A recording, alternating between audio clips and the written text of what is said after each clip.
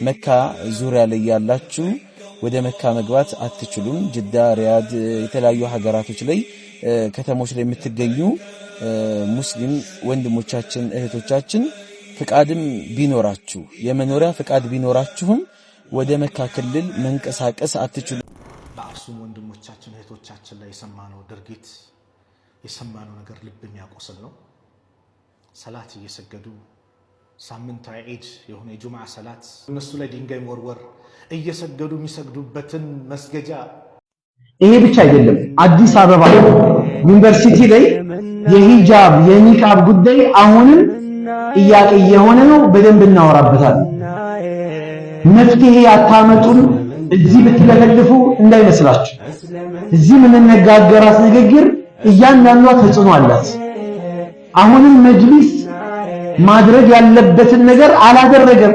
መሄድ ያለበትን የተወሰነ እርከን ሄዷል፣ ግን እስከ ጥግ ድረስ መሄድ ያለበትን ነገር አልሄደም። አሁንም የመጅሊስ ክፍተት ሙስሊሙን ኡማ እያስበላው ነው። እኛም መጅሊስን ብቻ ጠብቀን ሳይሆን ቀስ ቀስ እያደረጉ እየበሉ እንዲጨርሱን አንፈቅድላቸው። የሂጃብ ጉዳይ ድምጽ ልንሆን ይገባል። የትኛውም ሚዲያ ላይ ስታገኙ ድምጽ ልትሆኑ ይገባል። አላህ ጋር እንጠየቅበታለን። ድምጽ ካልሆነ እዛ ሄደን ይህንን ማስጣል ባንችል እዚህ ሆነን ዱዓ ማድረግ አለብን። ትናንት ሂጃብን ብናስከብር ዛሬ ኒቃብ አይደፈርም ነበር። ዛሬ ኒቃብን ብናስከብር ሰላት አይደፈርም ነበር። ሰላት ነው የቀረን። እዚህ በእኛ ሰዓት ላይ በዚህ ዘመን ላይ የቀረን ሀቅ ሰላት ነው። እሱንም ይኸው እየደበደቡ አትስገዱ እያሉን ነው። ነገ ሙስሊምነታችን በአጼዎች ጊዜ የነበረው ስርዓትን መመለስ ይፈልጋሉ እነዚህ ሙጅሪሞች ማለት ነው። ይሄን ነገር ደግሞ ኢንሻአላህ አንፈቅድም። ድምጽ አሁንም ቢሆን በየትኛውም አጋጣሚ በየትኛውም ሁኔታ ድምጽ ልንሆናቸው ይገባል።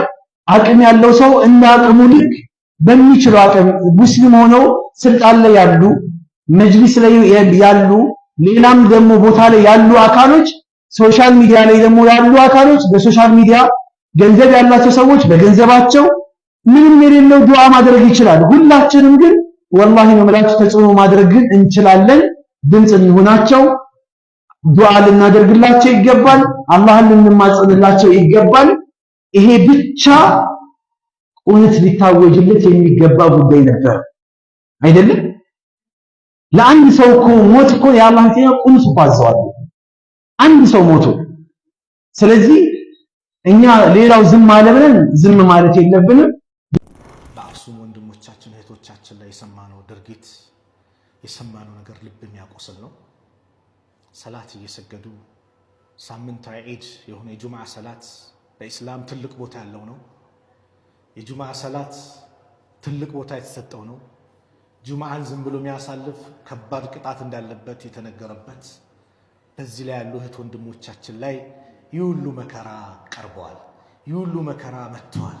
እየሰገዱ እነሱን ማወክ፣ እየሰገዱ እነሱ ላይ ድንጋይ መወርወር፣ እየሰገዱ የሚሰግዱበትን መስገጃ የሚመች እንኳን ምንጣፍ እኮ የላቸው ሸራቸውን መስጊድ አሰሩም ተብሎ ክራይ ቤት ላይ ሆነው ያ አላህ በሀገራቸው በተወለዱበት ቀያቸው ያደረገው ደግሞ የጸጥታ አካል ነው ሲባል ልባችን ቆሰለ። ሐቂቃ የጸጥታ አካል የሀገሪቷን ሰላም አስጠብቃለሁ የሚል አካል ይሄ ነው ኢትዮጵያ እንዳታድግ የሚያደርጋት አንዱ እንደዚህ አይነት የተሰገሰጉ ስልጣን ይዘው በስልጣናቸው የእስላማዊ ጥላቻን እንደፈለጉ የሚያደርጉ አካላት ናቸው። ለውጥ እንዳይመጣ የሚያደርጉት እንደነዚህ አይነት አካላቶች ናቸው። ጥላቻውን ባለው ስልጣን እንደፈለገ የሚያደርግ ሲለው ሂጃብ ይከለክላል፣ ሲለው ሰላት ይከለክላል ትምህርት ቤት ላይ። አሁን ደግሞ መስጊዳቸው ላይ ያ አላህ የተከራዩበት ላይ መስጊድ እንኳን የላቸው በተወለዱበት ቀይ ላይ ይሄንን ማድረግ እጅግ አሳፋሪ ነገር ነው። ቁርአንን መቀዳደድ የአላህ ቤት ላይ የተከበረው ቤት ላይ ገብቶ እንደፈለገ መሆን ወላሂ ይሄ በጣም የሚያሳፍር ውርደት ነው። ወራዶች ስለሆኑ ነው ያደረጉት። የእጃቸውንም ያገኛሉ አይቀርም። ቢያንስ እዚህ ነን ያለነው ለእነዚህ ወንድሞቻችን ዱዓ እናድርግላቸው። የሚመለከተው አካልም ደግሞ ይሄንን ነገር በአስቸኳይ እልባት መፍትሄ ያምጣለት፣ መፍትሄ ሊያመጣለት ይገባል። እንደነዚህ አይነት ስልጣንን ተገና አድርገው በተለይ የጸጥታ አካላት የሚባሉ አካላት የህዝቡን ሰላም ጠባቂ ተብሎ የሚታሰቡ ለህዝብ ደግሞ ሰላም መደፍረስ ምክንያት ሲሆኑ ማየት ደግሞ እጅጉን የሚያሳፍር ነገር ነውና የሰማነው ነገር ልባችንን የሚያቆስል ነው። አላህ Subhanahu Wa Ta'ala ለነዚህ ወንድሞቻችን ጽናቱን፣ ብርታቱን፣ ጥንካሬውን፣ ጀግንነቱን አላህ ይወፍቃቸው። መብታቸው የተከበረ ሆኖ እዛው ቀያቸው ላይ ያማረው መስጊድ ተሰርቶላቸው በነጻነት ዲናቸውን በነጻነት አላህን የሚገዙበትን እድል አላህ ያምጣላቸው። መርሳት የሌለብን እኛ ሰዎች ነን፣ መላእክቶች አይደለም። በአንድ ስሜት ውስጥ ወይም በአንድ አይነት በቃ የተረጋጋ ሁኔታ ላይ ላንኖር እንችላለን። አሁን ትንሽ ስንዋዥቅ ተፈጥሯዊ መሆኑን ካወቅ ተመልሰን ወደ ነበርንበት ለመምጣት እንታገላለን እንጂ ተስፋ አንቆርጥም። ገብቷችኋል? ይሄ በጣም ኢምፖርታንት ነው። አንዳንድ ወንድሞች እህቶችን ሜሴጅ ይልኩልኛል።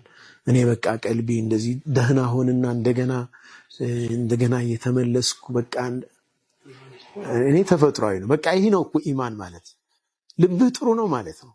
በጣም መጥፎ የሚሆነው መቼ እንደሆነ ታውቃላችሁ?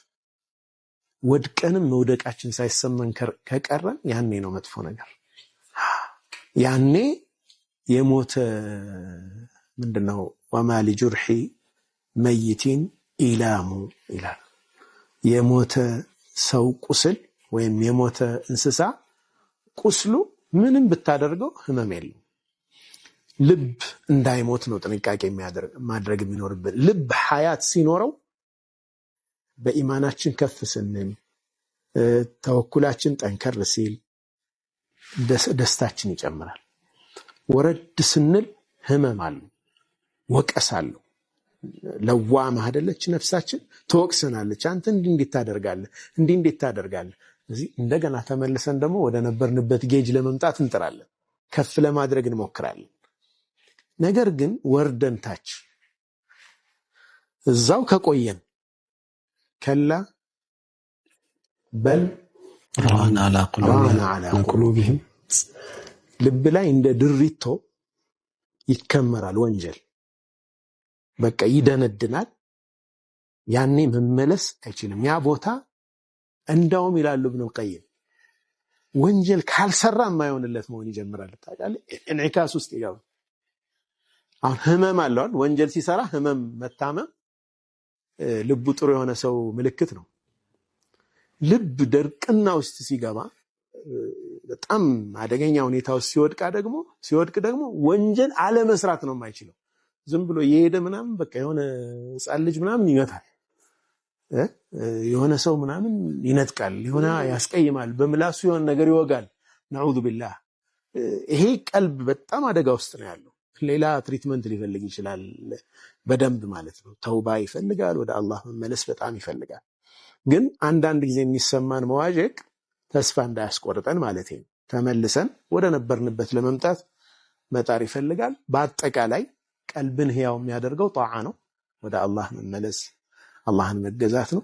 ቀልብን የሚገለውና የሚያወድመው ደግሞ ማዕሲያ ነው።